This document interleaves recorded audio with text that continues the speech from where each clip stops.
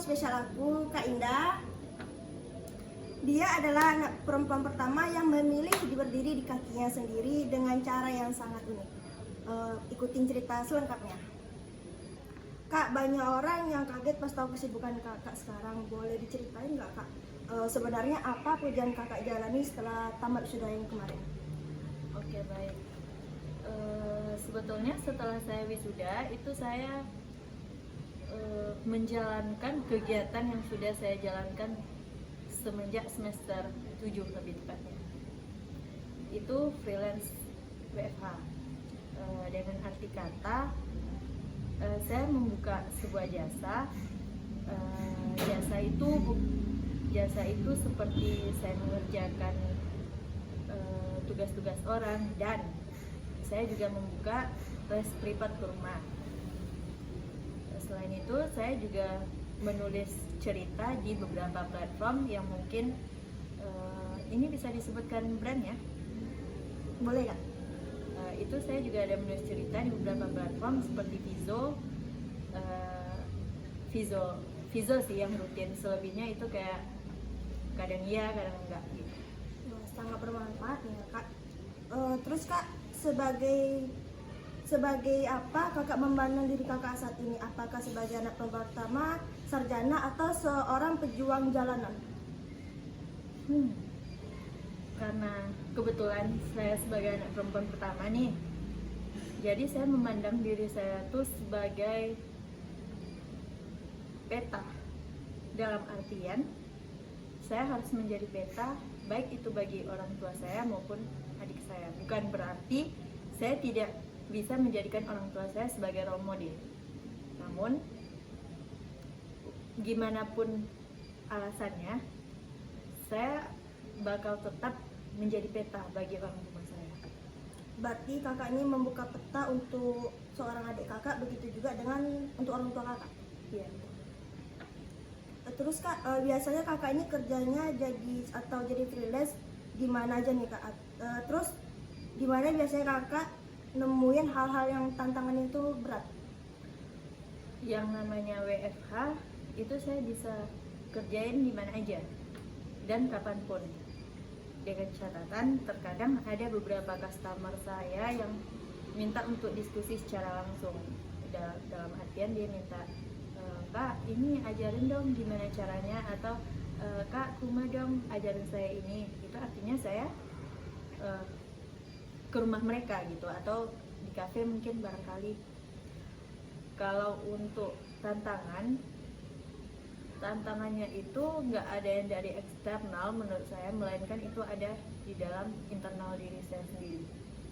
Seperti sama-sama kita ketahui Gen Z, apalagi itu perempuan, di saat udah mau datang bulan itu pasti rasa malas datang,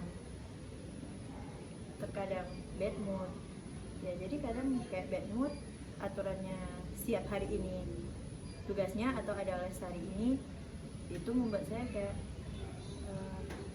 menunda. Kak, mohon maaf ya, saya nggak bisa, saya ada ini. Padahal terkadang itu saya tetap di kos, tetapi hanya mood saya yang berpindah gitu. Jadi mood kakak ini bergantung ke diri kakak sendiri. Kemudian Kak, kapan momen tepatnya kakak untuk memutusin buat nggak nunggu panggilan kerja kantoran dan langsung menjadi seorang WFH yang tadi? Oke. Itu awal mulanya dari perekonomian keluarga. Sewaktu kuliah itu saya hanya mendapatkan uang jajan 100.000 dalam artian itu saya harus berhemat ya, kalau bisa itu 3-5 hari. Tapi mungkin kita semua ketahui, apalagi itu hidup di kota, 100.000 zaman sekarang sampai kemana? Iya sih Kak. Jadi saya memutuskan, atau saya memikir, kayak mana sih saya bisa memenuhi kehidupan saya di kota tanpa harus saya membebankan ke orang tua. Dan joki ini sebetulnya WFH ini saya putuskan ada beberapa alasan. Yang pertama, dari zaman SMA itu ada 2 orang teman saya yang selalu ketergantungan kepada saya, yang selalu Udah bikinkan dong tugas ini, udah bikinkan dong tugas ini. Dan pasangan saya tahu, jadi dia mengusulkan gimana kalau jasa kan kamu lumayan nih, pintar nih katanya, daripada kamu nggak jelas, daripada bukan artian nggak jelas dalam rada gimana ya, Tapi tapi berarti kakak bisa menghandle tugas-tugas yang lainnya gitu kak. iya betul.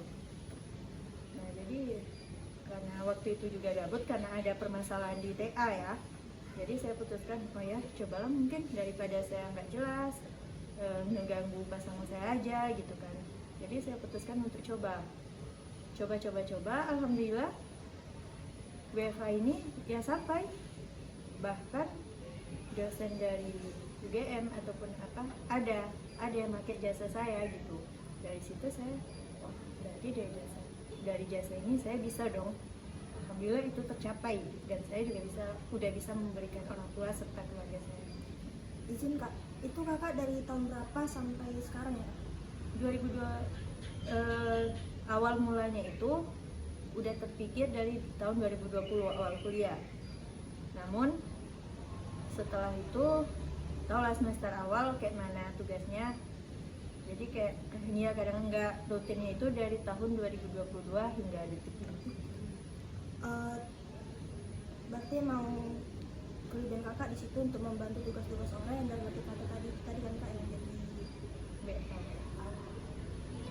kan banyak nih kak yang nanya nih kenapa harus jadi joki gitu kan, sayang gitu gelarnya gitu kan, kalau cuma untuk di jalanan doang atau untuk cuma ngerjain tugas orang lain aja gitu. Oke, Kenapa baik. harus jadi joki? Oke, baik. Sebetulnya saya berkuliah atau saya mengambil titel itu, saya berkeinginan bukan untuk mencari kerja, tetapi untuk mengubah mindset saya di masa yang akan datang. Kalau dibilang ini loh kak, gelarnya terbuang, bla bla segala macam, gelar itu tidak akan pernah terbuang, melainkan gelar itu akan tetap tertanam berupa mindset di pikiran saya.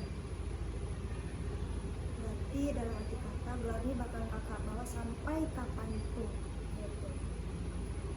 Terakhir nih kak, bagaimana kakak menyeimbangkan antara kebutuhan diri kakak, keluarga, dan masa depan kakak? Dan dalam artian kata, kakak udah selesai kuliah nih, artinya masa garis itu akan segera berakhir gitu. Itu pertanyaan yang familiar ya.